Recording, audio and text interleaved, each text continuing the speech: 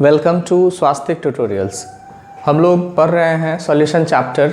पिछले वीडियो में हम लोग डिस्कस कर चुके हैं रॉल्स लॉ, उसके पहले कंसंट्रेशन का डिफरेंट मेथड्स और हेनरी लॉ, ये सब हम लोगों ने और वीडियोस में डिस्कस किया हुआ है। अभी हम लोग फोकस करेंगे आइडियल सॉल्यूशन पर। तो पहले तो जान लें कि लिक्विड लिक्विड सॉल्यूशन जो है सो दो टाइप का होता है। जैसे गैस के बारे में आप पढ़ते हैं कि गैस दो टाइप का होता है, एक को कहते हैं आइडियल गैस और एक को कहते हैं रियल गैस। वैसे देखा जाए तो दुनिया में कोई भी आइडियल गैस नहीं है, बट फिर भी हम लोग आइडियल गैस के लिए आइडियल गैस इक्वेशन भी पढ़ते हैं, उस पर न्यूमेरिकल्स भी बनाते हैं। वैसे ही यहाँ पे हम लोगों के पास सॉल्यूशन भी दो टाइप का होगा, आइडियल सॉल्यूशन और real solution. Actually ideal solution कोई नहीं होता है, सारा सॉल्यूशन जो है सो नॉन आइडियल होता है, दैट इज़ रियल होता है। बट फिर भी हम लोग उसके लिए जो है सो कुछ इक्वेशंस पढ़ेंगे और आइडियल सॉल्यूशंस और नॉन आइडियल सॉल्यूशंस में डिफरेंसेस क्या हैं वो सब भी पढ़ेंगे। तो लिक्विड लिक्विड सॉल्यूशंस का टाइप अगर हम लोग देखें तो ये दो टाइप का होता है, एक को हम लोग कहेंगे आइडियल सॉल्यूशन और एक को कहेंगे रियल सॉल्यूशन या फिर नॉन आइडियल सॉल्यूशन। तो हम लोगों का फोकस होगा आइडियल सॉल्यूशन पर। जैसे मान लेते हैं कि हम लोगों के पास किसी बीकर में जो है सो लिक्विड ए है, लिक्विड ए है, और किसी दूसरे बीकर में जो लिक्विड है वो बी है। एक बीकर है जिसमें कि लिक्विड ए है और एक दूसरा बीकर है जिसमें कि लिक्विड बी है।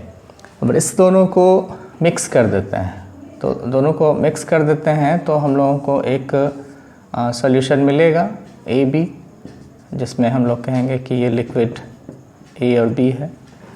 अब जो ए है लिक्विड, उसमें जो मॉलिक्यूल्स होंगे उसमें ए और ए के बीच में कोई इंटरमॉलिक्यूलर फोर्स काम कर रहा होगा। इंटरमॉलिक्यूलर फोर्स के बारे में पहले हम लोग पढ़े हुए हैं।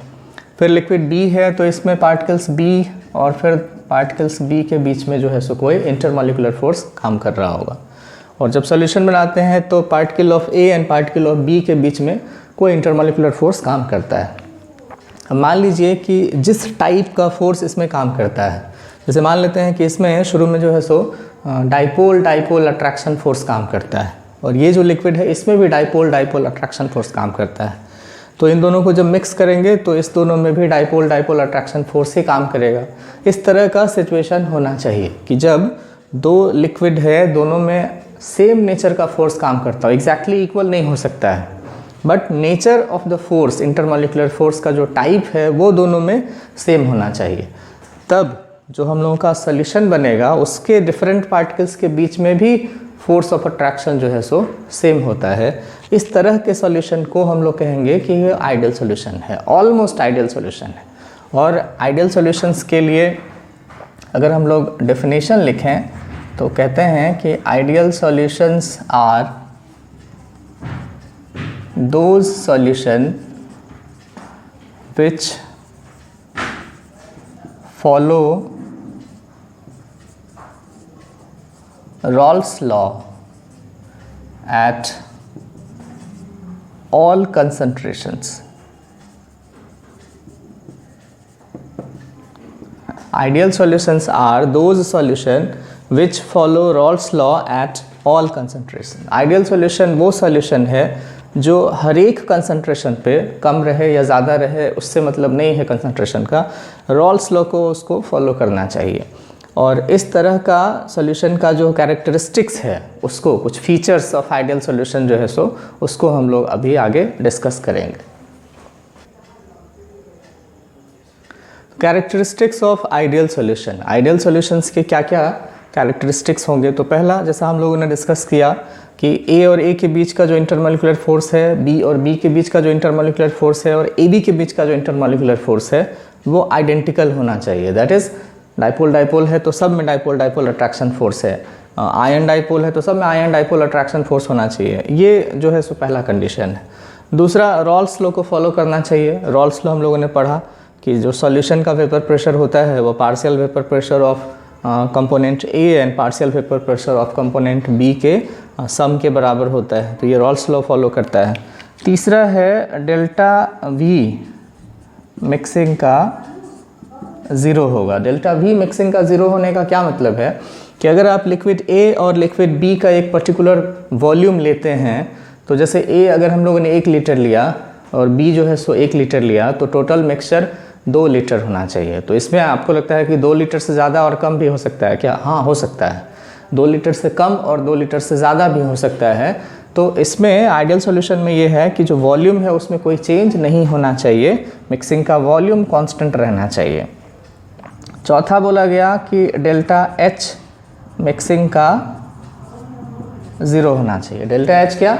तो enthalpy of solution. Enthalpy of solution का क्या मतलब है कि जब भी हम लोग किसी चीज़ को मिक्स करते हैं तो या तो हीट उसमें से प्रोड्यूस होता है, जैसे थोड़ा सा वॉशिंग सोडा हाथ पे लेकर के आप अगर उस पर पानी डालेंगे तो आपके हाथ पे गर्म जैसा फील होता है, और अगर ग्लूकोज को पानी में डालते हैं तो पानी थोड़ा सा ठंडा हो जाता है।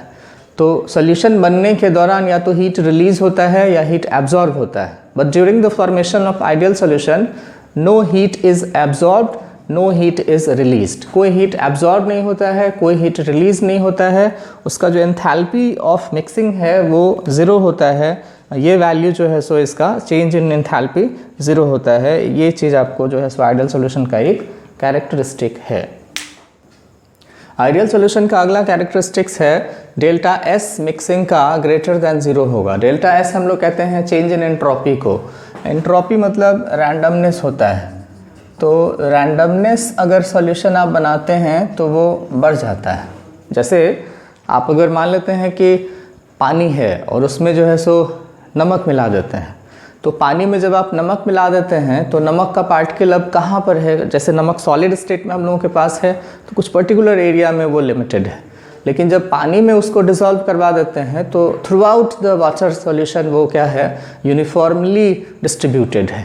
तो उस तरीके से आप कह सकते हैं कि अब जो नमक का पार्टिकल्स है वो ज़्यादा रैंडमली प्लेस्ड हो गया है, इधर उधर सब जगह फैल गया है। तो इसका एंट्रोपी मिक्सिंग का जो है सो वो ग्रेटर दैन 0 होगा। वैसे भी एंट्रोपी ऑफ द सिस्टम और एंट्रोपी ऑफ द सराउंडिंग दो चीज़ होता है। तो ये वाला जो एंट्रोपी है ये हम लोग बात कर रहे हैं एंट्रोपी ऑफ द सिस्टम का, जो सॉल्यूशन बन रहा है उसका। तो जब भी कोई सॉल्यूशन बनेगा तो उसका एंट्रोपी बढ़ जाता है, इसलिए लिखा हुआ है कि एंट्रोपी ऑफ द मिक्सिंग 0 होगा। छठा पॉइंट हम लोग डिस्कस करेंगे डेल्टा जी के बारे में। तो डेल्टा जी कहते हैं गिब्स फ्री एनर्जी, थर्मोडायनेमिक्स में पढ़ते हैं। इसका रिलेशन आपने पढ़ा है कि delta G equals to delta H minus T delta S होता है। अब यहाँ से डेल्टा एच आपको जो है सो पता है कि डेल्टा एच मिक्सिंग का क्या है? 0 है। तो यहाँ हम लोग लिख सकते हैं कि ये 0 है माइनस टी, और डेल्टा एस सिस्टम का क्या है? वो ग्रेटर दैन 0 है, दैट इज़ ये कोई पॉजिटिव टर्म होगा। तो एक पॉजिटिव टर्म को निगेटिव टर्म से मल्टीप्लाई करेंगे तो आंसर हम लोगों का आएगा नेगेटिव। तो डेल्टा जी जो मिक्सिंग का होगा वो नेगेटिव होगा। इसका कहने का मतलब कि सॉल्यूशन का बनना एक स्पॉन्टेनियस प्रोसेस है। डेल्टा जी नेगेटिव कहने का मतलब कि ये जो सॉल्यूशन बन रहा है इसके बनने का प्रोसेस क्या है? स्पॉन्टेनियस है। और एक चीज़ और हम लोगों को जानना है डेल्टा एस सराउंडिंग्स का। डेल्टा एस सराउंडिंग्स का, जैसे सॉल्यूशन आपने बनाया बीकर में, तो बीकर के बाहर क्या होगा? आइडियल सॉल्यूशन अगर है तो डेल्टा एस तो 0 होगा, लेकिन एंट्रोपी चेंज यहाँ पे मिक्सिंग का अगर देखें सिस्टम का चेंज हो रहा है। और डेल्टा एस सराउंडिंग्स को कैसे हम लोग, ये बाय डेफिनेशन ऐसा हम लोग कहते हैं कि ये जो है so minus Q by T होता है। तो माइनस क्यू किसका? तो सिस्टम का, और टी जो है सो टेम्परेचर। तो यहाँ पे माइनस क्यू सिस्टम का जो एंथैल्पी है वही होगा, और ये वैल्यू कितना है? 0 है, और टेम्परेचर भी 0, टेम्परेचर कुछ भी रहे उससे डिवाइड करेंगे तो ये 0। तो दो चीज़ आप ध्यान में रखेंगे। ये सब सवाल ऑब्जेक्टिव में आपको कई बार दिखेगा, आईआईटी के एडवांस में आया हुआ सवाल सब है, मोर देन वन ऑप्शन में, कि what are the characteristics of an ideal solution. तो सिस्टम का अगर मिक्सिंग का डेल्टा एस पूछा जाए तो वो पॉजिटिव होगा, लेकिन सराउंडिंग का अगर डेल्टा एस पूछा जाए तो वो 0 होगा। तो ये सब हम लोगों का आइडियल सॉल्यूशन का कैरेक्टरिस्टिक्स है। और अगर नॉन आइडियल के बारे में पूछा जाए तो यही सब में जहाँ जहाँ हम लोगों के पास 0 दिख रहा है, जैसे डेल्टा वी मिक्सिंग का 0 दिख रहा है तो उसमें नहीं होगा, डेल्टा एच मिक्सिंग का 0 दिख रहा है तो उसमें नहीं होगा। ये सब डिफरेंसेस हो जाएंगे आइडियल और नॉन आइडियल सॉल्यूशन में। हम लोगों ने आइडियल सॉल्यूशन का कैरेक्टरिस्टिक्स पढ़ा। अब कुछ न्यूमेरिकल्स इस चैप्टर से रिलेटेड है, उसको हम लोग डिस्कस करेंगे। ये पहला क्वेश्चन है कि if liquid A and liquid B form an ideal solution at temperature T, मतलब कि लिक्विड ए है और लिक्विड बी है, वो दोनों मिलकर के एक आइडियल सॉल्यूशन का फॉर्मेशन करते हैं, टेम्परेचर कुछ भी है, and total vapour pressure of the solution जो है सो दिया हुआ है कैसे, तो वो P equals to 192 plus 250 into mole fraction of A। Then find P not A and P not B। जो प्योर लिक्विड A है उसका और जो प्योर लिक्विड B है उसका हम लोगों को वेपर प्रेशर निकालना है। तो ये टोटल वेपर प्रेशर का इक्वेशन दिया हुआ है। अब इसमें हम लोग इक्वेशन का जो मेन फॉर्म है वो रॉल्स लॉ में हम लोगों ने पढ़ा कि रॉल्स लॉ था क्या कि प्रेशर जो टोटल सॉल्यूशन का है PS, उसको हम लोग कहते थे कि ये है P not B plus P not A minus P not B into mole fraction of A। ये हम लोगों के पास जो है सो रॉल्स लॉ का मेन इक्वेशन है। अब इसमें भी इसको कंपैरिजन करके आप आराम से सॉल्व कर सकते हैं।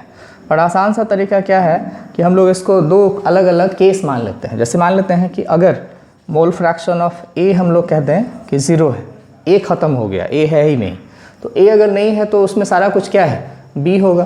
तो मोल फ्रैक्शन ऑफ A अगर 0 हो जाएगा तो P जो हम लोगों का है, जो PS है, वो किसके बराबर हो जाएगा, P नॉट B के बराबर हो जाएगा। और P नॉट B के बराबर अगर ये हो जाएगा तो मोल फ्रैक्शन ऑफ A का वैल्यू अगर 0 है तो यहाँ पर ये वैल्यू 0 इंटू 250, तो सिर्फ क्या बच जाएगा, वो 192 हो जाएगा। तो 192 P नॉट B के इक्वल हम लोगों को मिला। P नॉट B का वैल्यू 192 है।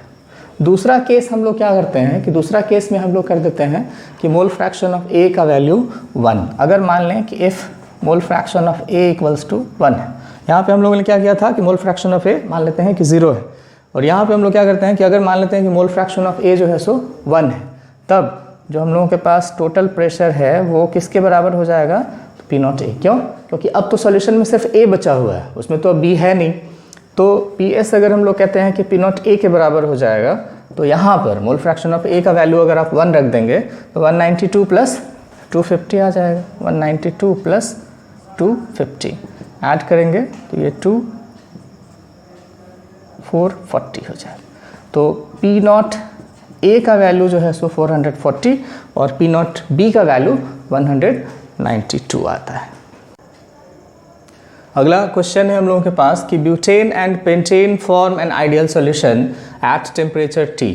If the mass percent of butane in the solution is 60, then find the vapour pressure of the solution. Question है कि ब्यूटेन और पेंटेन आइडियल सॉल्यूशन बनाता है और उस सॉल्यूशन में मास में अगर कैलकुलेट करके देखें तो ब्यूटेन का परसेंटेज है 60, जाहिर सी बात है पेंटेन उसमें होगा 40।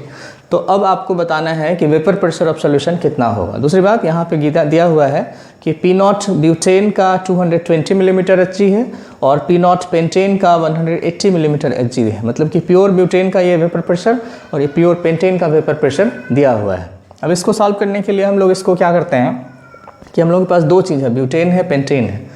हाँ, ब्यूटेन को मान लेते हैं A और पेंटेन को मान लेते हैं B, ये चीज़ ध्यान में रखना है।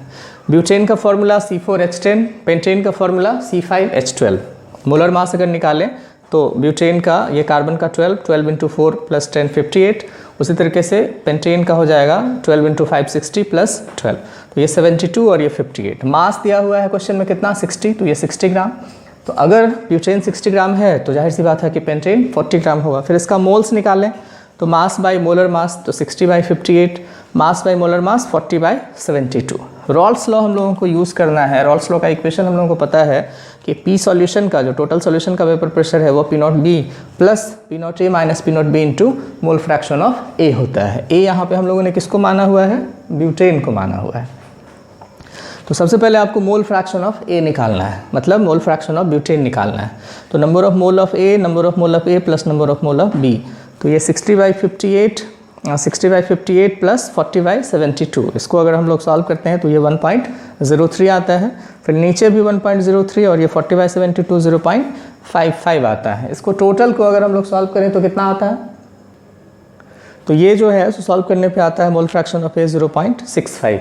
और अगर वो 0.65 हम लोगों को पता चल जाता है तो आगे जो हम लोगों के पास ये रॉल्स लॉ वाला जो इक्वेशन है उस इक्वेशन में आप मोल fraction of A, P not B सब कुछ रख देंगे तो आपका आंसर आ जाएगा। जैसे हम लोगों के पास इक्वेशन है PS P not be plus P not a minus P not be into mole fraction of A.